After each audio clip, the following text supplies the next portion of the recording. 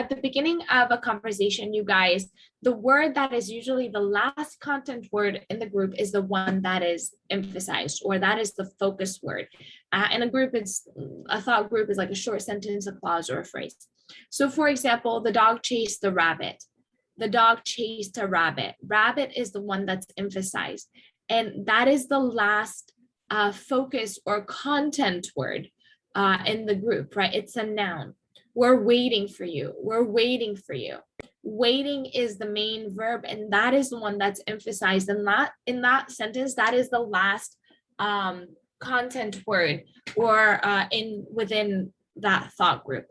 What are you doing? Doing again is the verb. What are you doing?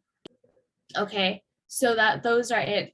Here's the package for you. Again, package is the last content word in that thought group. Put this in the cabinet. Put this in the cabinet. I lost my key. I need some sandals. Again, same rule applies throughout.